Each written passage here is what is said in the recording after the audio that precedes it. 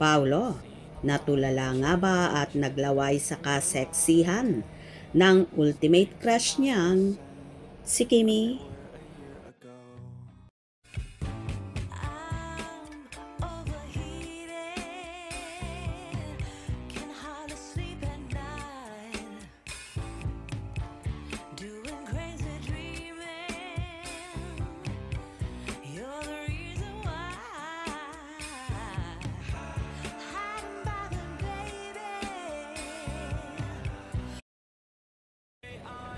Kung noon pinapangarap niya lang at inaasam-asam, kanyang-kanya na ngayon. Yan ang ipinagsisigawan ng fans ni Paolo Avellino, na alam naman na ultimate crush niya at pinapangarap ang multimedia idol na si Kim Chiu. Isa nga ito sa dahilan kung bakit lumipat si Paolo sa bakuran ng Kapamilya Network sa pag-aasam na makasama at makatrabaho si Chinita Princess. Pero bigo ang aktor ng mahabang panahon dahil naghintay lang naman siya ng 14 to 15 years bago na isakatuparan na makasama at makawork ang dalaga. At in fairness ha kay Paolo, tila answered prayer nga ito sa kanya na hindi lang isang proyekto ang nagawa niya kasama si Kimi, kundi pang-apat na ang The Alibay series na hindi pa nga na ipalalabas ay napapabalitang meron na namang naka-line up na movie at isa pang serye. At timing naman ang pagkakataon dahil single rin si Kimi ng panahong ito. Ito ang isang naging dahilan ni Paolo noon, kaya tinanggihan niya ang serye ng dating niya ring nakarelasyon na si Janine Gutierrez sa Dirty Linen. Dahil malaking pagkakataon na ito kay Paolo na mas piliin ang linlang kung saan nga makakasama niya ang kanyang ultimate crush. Worth it naman lahat ng paghihintay ng aktor dahil hindi lang work ang napala niya sa dalaga kundi nasungkit na rin niya ang puso nito. Kaya naman so happy ngayon ang aktor. Anyway, nagkagulo nga ang mga Kim Pao followers nang ilantad ni Kimi ang isang real video na in-upload niya sa kanyang Instagram account kung saan naroon siya sa napakagandang isla at sinasabi nga ng marami na sa Amampulo ito. Ito'y naganap ng birthday ni Paolo kung saan doon nga siya nag-celebrate.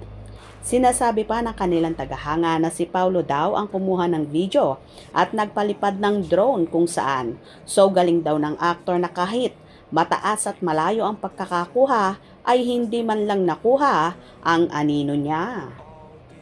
Okay, I move on each and every day. The past is where it stays. Way back a year ago, I've changed for the better this time. I thought I would never be fine. I strive just to say I'm alright. And for the first time in a long time I'm alright. I've seen a lot of change, been through a lot of pain. Some things are not the same as they were a year ago, but all will be okay. I move on each and every day. The past is where it stays. Way back a year ago.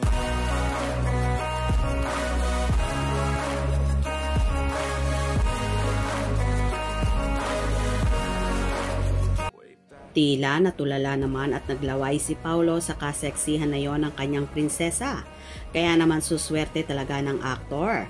Marami namang fans na nagsasabi na talagang Kim Pao na ang itinadhana at umaasa sila na sana daw hanggang sa dulo na ang pag-iibigan ni Kim at Paolo. Sa mga pasabog at paayuda ng Kim Pao na mismong si Paolo pa ang naglalapag ng ibang ayuda. Tila ito raw ang pa-soft launch ng Kim Pao sa totoong estado ng kanilang relasyon. Kung tutuusin, kung ikaw isang babae, sasama ka ba sa isang lalaki sa private places kagaya nito kung kayo lang dalawa at wala kayong relasyon? Kaya confirmed na talaga na sina Kim at Paulo na for real at hindi chismis ang kanilang pag-ibigan. Dahil kitang-kita mo naman na so happy sila at napaka low-key at private ng kanilang relasyon. Mukhang ini-enjoy muna ng Kim Pao ang kanilang pagsasama na sila lang muna ang nakakaalam bago sila tuluyang umamin at lumantad sa publiko. Panatag at sobrang saya naman ang kanilang fandom na kahit daw hindi pa umamin ang Kim Pao ay matik na raw yon. Sa mga nakikita nilang video at mga pictures na malaking katibayan ng kanilang totoong pagmamahalan. Umaasa naman ang kanilang followers na soon ay sa kasalan na mauuwi ang Kim Pao na dapat daw bumuo na ng sariling pamilya at sana daw ay magkaanak ng twins. Yan ang ilang wishes ng kanilang fans. Well, abang-abang tayo dahil tuloy-tuloy na ang magiging pasabog at paayuda ng Kim Pao sa mga susunod pang araw. Gusto nyo ba yun? Hope you enjoyed. Please subscribe for more info.